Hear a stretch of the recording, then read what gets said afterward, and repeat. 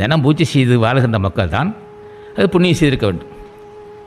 புண்ணியம் செய்தால் புண்ணிய குணம் உனக்கு என்ன செய்யும்? செல்வத்தை தரும், உடல் ஆரோக்கியத்தை உண்டு பண்ணும், தகுதியுள்ள மனைவியாக அமைத்து கொடுக்கும், பண்புள்ள பிள்ளைகள் தோன்றும், நல்ல சுற்றுப்புறங்களை உருவாக்கும்.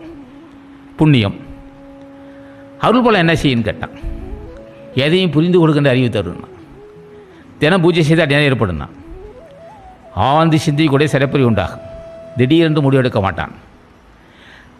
ஒரு முடிவெடுத்தல் என்பது தகுதியுள்ள மக்களுக்கே ஒரு உரிமையாகும். இல்லை என்னால் ஒரு மனைவி ஒரு திடீரென்று மனைவி மேலே சந்தேகப்படுவான், சந்தேகப்பட்டு கொடுமை செய்து விடுவான். சந்தேகப்படும் முன் இதை உண்மை இருக்கா என்பது ஆராய்ந்து பார்க்க வேண்டும். திடீரென்று முடிவெடுக்காதே, இது நல்லதல்ல.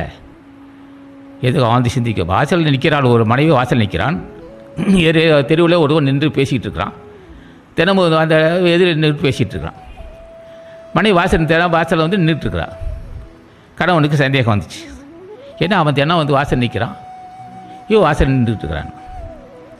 அவன் நிற்கிறது டவுன் பஸ்ஸில் நின்றுட்டுருக்கான், இவன் வெளியில் வீட்டுக்குள்ளே இருக்கிறது இப்போ ஒரு சோர்வாக இருக்குன்னு வெளியே நிற்கிறான். இவனும் தூய்மையானவள், அவனும் தூய்மையானவன். கணவன் அதை நினைக்கிறான். அவனும் காலை 9 மணிக்கு நிற்கிறான், இவனும் போய் நிற்கிறான். இவன் நிற்கிறதும் சந்தேகம், இவன் மனசுலையும் தூய்மை, இவன் மனசுலையும் ஐயப்பாடு இல்லை, வந்து நிற்பவன வசதி ஐயப்பாடு இல்லை. அவன் நிற்கிறது டவுன் பஸ்ஸுக்கு, அது நண்பன் எதிர்பார்த்து. இவன் இருப்பது உடல் உள்ளே இருப்பது உள்ளே வெளியே இருந்து இருப்பதனால் குற்றம் இல்லை அப்படி என்று அவர் நிற்கிறாள். இது 2 காட்சியும் தினம் பார்க்கான கடவன். முன்சே அருள் பலம் உள்ளவன் என்ன நினைப்பான்? அதை 2யுமே பார்க்கிறான். மனமே ஆழ்ந்து சிந்தி முடிவெடு, திடீர்னு முடிவெடுக்காதே. திடீர்னு ஐயப்பாடு கொள்வது நல்லதில்லை, பாவத்தை உண்டு பண்ணும். இந்த அறிவு தருவது யாருன்னு கேட்டான். பக்தியாக தான் வரும். அருள் பலம் உள்ள மக்கள் தான் அந்த அறிவு வரும். ஏன்னா எனதுக்காக வெளியில் நிற்கிறேன்னு கேட்பான், சந்தேகப்பட்டுருவான். திடீரென்று சந்தேகப்படுத்த வேண்டும் பாவி. ஆழ்ந்து சிந்தித்து முடிவெடுக்க வேண்டும் நினைப்பவன் புண்ணியவான். அந்த அறிவு தருவதுதான் பக்தி. அப்போ சிறப்பறிவு தருவது பக்தி, நோய் இல்லா வாழ்வும் வறுமை இல்லா வாழ்வும் தருவது புண்ணியம்.